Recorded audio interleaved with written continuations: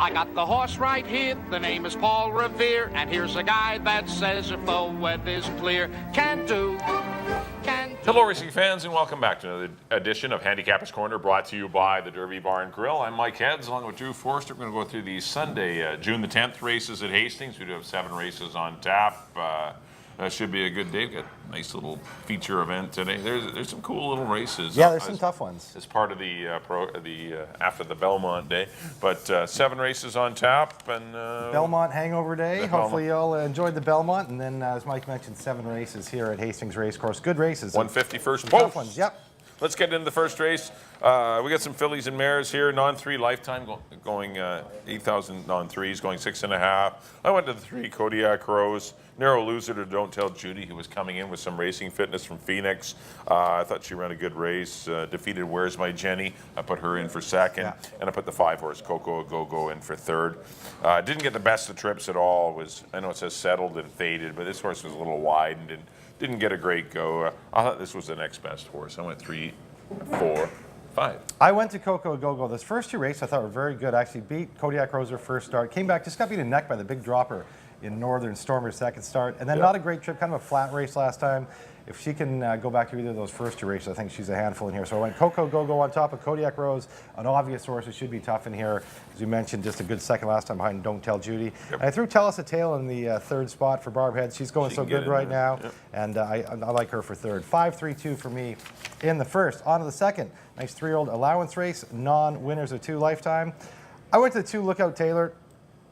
This filly ran, of course. She ran a good. I really like Tiptoe. She ran good. I really like Tiptoe, and she ran a good second behind Tiptoe. Was clear of the 3rd horse under par last time. So I went to Lookout Taylor on top of the Mike Anderson barn. Cape Light's an interesting horse in here out of the Craig McPherson barn. Obviously has some talent. Just ran once as a 2-year-old. This daughter of Cape Blanco, out of that good mare Starlight Strike at Canyon Farms. But it's her first start of the year, and these other horses have had a race, and that could help them over her, but I still put her in the 2nd spot, and I threw under par. She was 3rd in that Tiptoe race last time for trainer Mark Luce, and she should be respected in here under jockey Aaron Grider. 2, 4, 5 for me. I have the same 3, but I did go to Cape Light on top. I just think she shines above the field. I didn't see anyone here that can beat her unless she can't go around 2 turns. Yeah. Her work tab has been good, and Craig's done a great job with her. She looked great in her win last year. She's got the pedigree. Starlight Strike was a BC champion. Yeah, smart. Fort Canyon Farms and Rob Van Overshot. She was a very good mare. And Cape Blanco's are really nice horses. Canyon Farms always do a great job taking their BC mares to outside stallions, and I think they have a very nice filly here. I'm hoping anyway for their sake. But I went Cape Light on top of the 5 under par. Good 3rd after battling on the head end. Did lose 2nd late to Lookout Taylor, and I put Lookout Taylor in for 3rd. But I thought under par did more of the heavy lifting out there on the head end and deserved to be put in the 2nd spot. I went 4-5-2 in race number 2. On to the 3rd race, 6250 fillies and mares, going 6.5 furlongs. The 2 Fire Beauty shook off some rust. He's 7 years old now, and ran okay, but she had been ready to run for a while and just was kind of over ready maybe, and just didn't fire her best race. So sometimes if you keep working horse, they're ready to run like 3 weeks ago, and they get a little over the top. Yeah, and they're just flat. Anyway, just bored with continuing to work. They might not fire their best race. That's what I'm going to chalk up Fire Beauty's race to, and she is dropping in class. I know a lot of them are, but I thought Fire Beauty is worth another look. 2nd time off the layoff. Put the 3 Don't Tell Judy, who had the benefit of the winter racing and did win a non-3 8,000. This is a tougher race, but still, it didn't come up super salty. And I put the 5-horse Spin to Spain, who's run another one, benefited from winter racing. Ran back-to-back good races against tougher foes and could be a threat. Star to Be is another one I left out. Yeah. Another one benefited from winter racing. Sheila's Rose ran great, but this is a tougher test for her, and Halloween Queen always runs good races. It's a good little field, but I went 2, 3, and 5. Yeah, it's a 6-horse race. We picked 3 horses apiece. I have 3 different horses. I got 2, 3, you got 1, 4, 6. Yeah, we got to cover Halloween them all. Queen, Halloween you're going to Queen. Maven. Good for you. Well, she ran great last time. She shows up every time. Crushed her She's first out this year, non-winners of the year, non-winners of 4, 1 by 2 over Hippie and Queen of Bar. Then came back, ran a really good second behind Omi, who was that big dropper. We both like her for 25 on the Saturday card. Yeah. Halloween Queen for me, gets Dennis Arrojo aboard, and Rob Maben, what a year he's having. Halloween Queen for me, on top of Shayla's Rose, who just always shows up, like every time. Another one that she didn't run to the 19th of May. She ran against horses that had a start and, won pretty comfortably. She won by 3 1/4. This is a little jump up to 62.50, but it's well within her range, and I could see her being tough in here. Shayla's Rose for second. I threw in a Star to Be. Went up to that 12.5. Comes out of the same race as Omi and Halloween Queen. Back into 62.50. She could be tough in here. 1, 4, 6 for me. 3 different ones than Mike. That's good. That shows it's basically a pretty we've competitive confused race. you totally in race number 3. That's an all-button race. Yeah.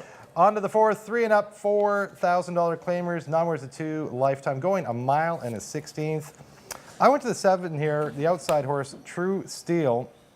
Good second last time behind Brother Brian. A horse that's really going the right way. His last 2 races have been very good. Ran into that very tough Torneador 2 starts back, and then last time almost got there behind Brother Brian, another horse that was highly thought of. True Steel for me. On top of Fear of the Cat, this horse coming off a good second in 1 mile and 16th race behind Alpha Uno, who was a heavy favorite, just absolutely jogged around there and beat these horses. But Fear of the Cat was still clear of the 3rd horse cash hit. And I threw in El Diamante, just broke his maiden for Deidre Bell. Now he gets to go long. We'll see how he is going long, but I need somebody for 3rd. Looked at Timber King and El Diamante. I threw in El Diamante, 7-3-2. Yeah, no one to love in here. There's no one to really hang your hat on in this race to say, I love this horse. I went to Timber King. Dennis Arrojo jumps aboard. I think that's a positive thing. And a good 3rd last time behind Texas Kid and El Diamante. He's not a sprinter. This horse wants to route, and I just think the 6.5 didn't do him any favors. Mile and 16th will bring out the best maybe in Timber King, and we'll see how he does. I agree with you. 7 horse True Steel. I put him in for 3rd, but I can see him winning. And I put the 3 Fear of the Cat in the middle. I went 6, 3, and 7. I thought those were your 3 horses. I did leave out your 2 horse El Diamante, but I went 6, 3, and 7 to kick off the late pick 4. On to the 5th race, maiden $4,000 claimers going 1 mile and the 16th. That's Russian Thrill for me. I thought this horse, I know he hasn't shown a bunch this year, but he's dropping from maiden 25, maiden allowance, in for 4,000. He hasn't been embarrassed in any of his races. He was out there fighting down on the inside on a track that didn't favor inside horses, which would make the outcome a little more miserable looking, and I think he's worth following back. You're not going to get a great price on him, but he's definitely alive in here. I put the 5 horse Storm Rocket. I'm not sure if the horse will handle the mile on the 16th, but a lot of the Storm victories do. He's got some decent form, and I put him in for 2nd, and I put New Dreams in for 3rd for Carl Austin. This horse is bred to run long, and I know it didn't fare well. Once again, another one that was out there battling. Last time it was on a closer's track, as you see with the capital C over in the far left of the pro, if you have your daily racing form. But this horse was battling on a pace that, when closers are favored, usually the speed horses don't do well. And I thought he fought on okay. I went 6, 5, and 7. I thought those are the 3 horses that really want to go along. I don't have a whole lot to add. I got the same horses. Russian Thrill, if there's any run in him, he should be able to he's got to win. Top this field. As Mike mentioned, he's been in 25 tightest command, and Ezekiel and Fort Mac, and the maiden special weight his first race. He ran 4th behind Ezekiel, Cedar Chines, and Fort Mac. This one obviously a little bit easier company. Russian Thrill, Storm Rocket, I agree with. Should be the pace in here. It looks like if he can carry that pace throughout 1 mile and 16th, he could be tough. And New Dreams, another one that wants to go long. 6, 5, and 7, same order, same horses as me as for Mike. On the 6th maiden special weight for fillies and mares. I went to the 9 here, Sharp Contrast. She's going to be the favorite and a deserving favorite. Good second or first out. She was actually the favorite in her first start. Got beat by Cypress Park. Cypress Park came back to run a huge race in the 3-year-old filly stake last weekend. And now Sharp Contrast, that just flatters her even more because she was 3 lengths behind Cypress Park, 5 in front of the 3rd horse. Best bet on the card for me is Sharp Contrast. Over the 1, Kihei Girl. Kihei Girl. Kihei. I'm going Kihei. I'm going to have to ask Dan what the pronunciation is on this. Or Craig or Bob Leffler, whoever named that thing. Yeah, whoever I run into first. The works look very good. This filly can obviously run a little bit. She is down on the rail. That's not ideal for a first-time starter, but she does attract Aaron Grider. Filly Algorithms, some good breeding there. Yep. Top Connections, whatever her name is. I got the 1 second. And I put Rain or Shine. Ken Johnson, our friend Ken Johnson, he's in here somewhere right now. Had no shot last time. Clipped heels on the first turn, was kind of running off, was just behind a wall of horses, and Aaron just pulled her up. But there's more there. The time before, she ran a really good second behind Tiptoe. She runs back to that race, and she'd be tough. I went 9, 1, and 4. I agree with the 9. And the Sharp Contrast ran so good. Just ran into a very good filly in Cypress Park, who is a stakes caliber filly for Anita Bolton and the Felicellas. And the horse did run second behind Tony Ann's Miracle in the the 3-year-old filly stake race last weekend. And but she, as you mentioned, she was well clear. She's live. I put the one horse. I agree with Keha Gal, who's got a lot of bullet works. Actually, remember from last year, she had some nice works as well. This filly can run, and we'll see how she fares from her inside draw. And it's nice to see Aaron Greider take the mount. And I put the 7 Lady LaRue in for third. For Mel Snow, I thought a decent third last time from an outside post. I thought a credible first-time out effort, considering it was a pretty tough race, and she was 5 lengths behind Sharp Contrast, but it was just her first race, and she had an outside draw. 9-1-7 for me in a very tough and had a good maiden allowance field in race number 6. On to the 7th race, the finale, made an $8,000 claimers, going a mile on the 16th. I'm going back to Anita Bolton's and Pauline Felicella's Mr. Finch. This horse is dropping considerably in class. Going to get the lead.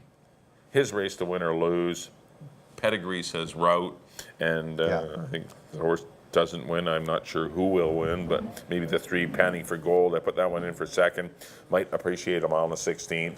His sprint runs have been just average, but his better races have been going along. I know he's a 4-year-old, but still horse that's had a lot of chances, but I like taking 4-year-olds in these kind of races. And I put the 4-year-old Dexter for Mike Anderson, and Todd Mountain Thoroughbreds in for third. Another one that might like the distance change. 1, 3, 4, but I love Mr. Finch. Yeah, I'm with you. Mr. Finch looks to be a handful in here. Good third behind Master Ewan and Bionic, 2 starts back. The 25 come up pretty tough. He didn't run any good there, but now in for 8.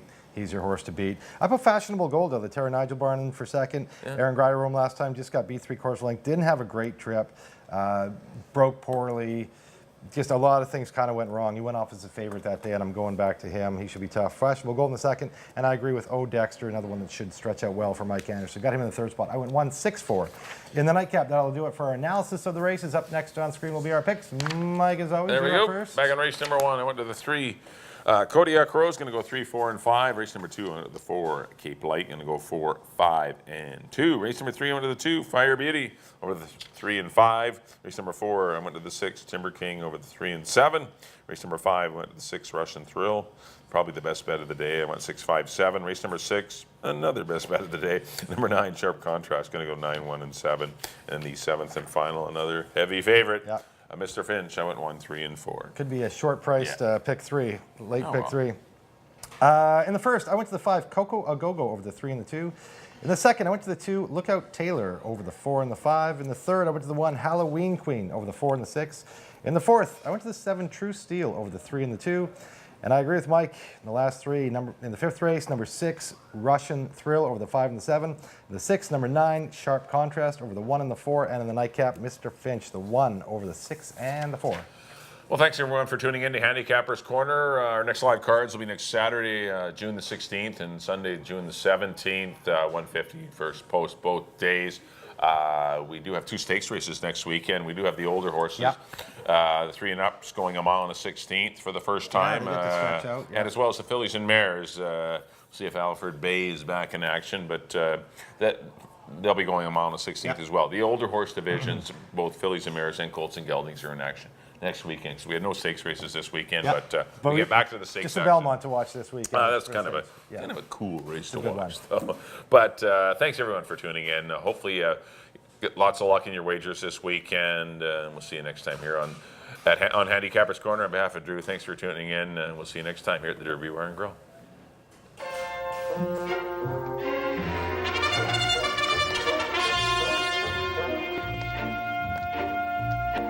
I got the horse right here. The name is Paul Revere.